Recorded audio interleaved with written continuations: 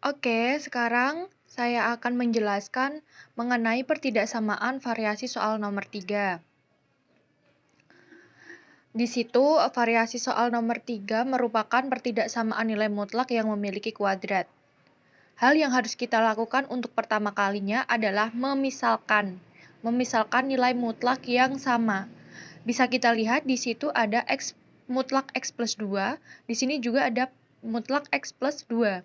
Sehingga bisa kita misalkan mutlak X2 itu sama dengan P.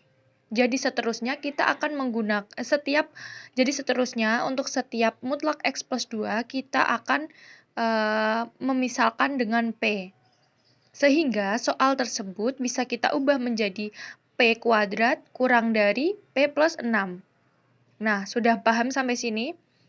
Bagaimana bisa menjadi P kuadrat kurang dari P plus 6? Karena pengubahan dari soal. Pemisalan P, kemudian kita masukkan ke soal, sehingga menjadi seperti ini. Untuk langkah selanjutnya, kita gabungkan atau kita pindah ruas, sehingga menjadi P kuadrat min P min 6 kurang dari 0. Karena P kita pindah ruas dari positif menjadi negatif kan, negatif P. Begitu juga dengan 6. 6 kita pindah ruas menjadi negatif 6, kurang dari 0. Kemudian selanjutnya adalah pemfaktoran. Persamaan ini bisa kita faktorkan menjadi P plus 2 dikali P min 3 kurang dari 0. Nah, P plus 2 udah bisa ya sampai sini. Bagaimana bisa menjadi P sama dengan negatif 2 atau P sama dengan 3? Karena P kalau diubah atau 2-nya ketika kita pindah ruas dari positif akan menjadi negatif. Begitu juga yang ini, dari negatif 3 kita pindah ruas menjadi positif 3 sama dengan 0. Langkah selanjutnya adalah mencari interval. Mencari interval himpunan penyelesaian dari ini. Nah, tapi masih dalam bentuk P, ingat, masih dalam bentuk P, belum dalam bentuk X. Ini masih dalam bentuk P. Kita cari intervalnya. Negatif 2, sini 3. Bagaimana Bu caranya kita bisa mendapatkan bentuk ini? Negatif 2 kurang dari P kurang dari 3. Kita ambil nilai di antara negatif 2 sampai 3, pasti ada nilai 0 atau angka 0.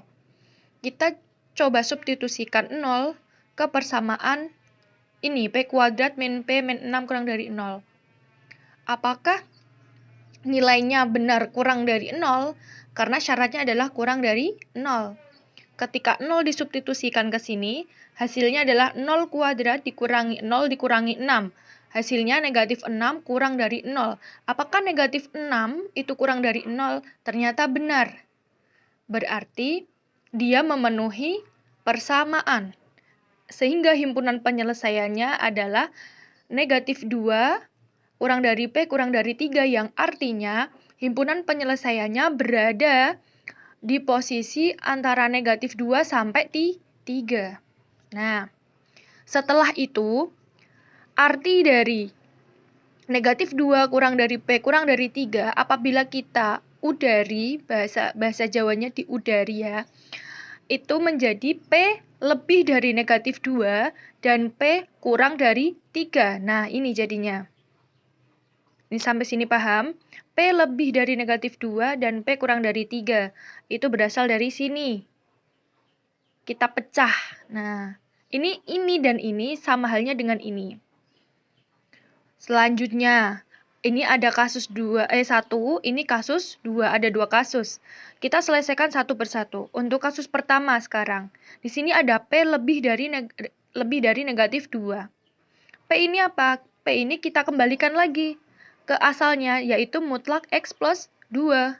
Nah, mutlak X plus 2 lebih dari negatif 2. Coba kita ingat, mutlak pasti hasilnya adalah positif. Apabila syaratnya ternyata di sini lebih dari negatif 2, sedangkan mutlak selalu positif, berarti bisa kita simpulkan setiap X memenuhi persamaan tersebut. Setiap X bilangan real ya ini. Setiap X bilangan real memenuhi persamaan tersebut karena mutlak itu selalu positif. Sedangkan syaratnya adalah lebih dari negatif 2. Bilangan positif pasti lebih dari negatif 2. Nah, itu alasan dari mengapa himpunan penyelesaiannya adalah semua bilangan real X. Nah, ini. Terus untuk kasus selanjutnya, yaitu P kurang dari 3. P apa P? P adalah mutlak X plus 2, kurang dari 3. Nah, untuk sifat pertidaksamaan mutlak, ketika tandanya kurang dari, bisa langsung kita cari tiganya, kita geser menjadi negatif 3, tapi di sini tetap 3. Pokoknya intinya ada persamaan, ada sifat pertidaksamaan nilai mutlak ketika dia itu kurang dari, dia bisa langsung kita cari dengan cara seperti ini. Ini cara cepatnya. Tapi bisa kita cari dengan menggunakan definisi nilai mutlak, tapi akan lebih panjang. Itu mengapa Ibu langsung pakai yang sifat pertidaksamaan itu. Nah, sudah negatif 3 kurang dari X plus 2 kurang dari 3. Negatif 3 dari mana? Dari sini. Dari 3. Ketika kita pindah ke sini, dia menjadi negatif 3. Tapi 3 di sini masih tetap sama. Oke? Paham? Nah, sekarang X plus 2 ini masih mengandung konstanta 2. Sehingga bisa kita sebar lagi ke kanan dan ke kiri. 2 kita geser ke sini menjadi negatif 2, kita geser ke sini menjadi negatif 2. Karena dia positif, pindah ruas menjadi negatif. Oke. Terus kita jumlahkan negatif 3, negatif 2 sama dengan negatif 5. X tetap. Kemudian 3 dikurangi 2, 1.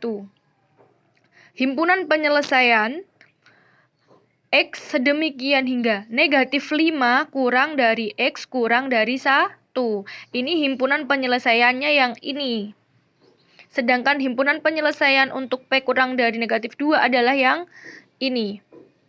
Nah, berarti di sini adalah himpunan penyelesaian 1 atau HP1, di sini adalah HP2.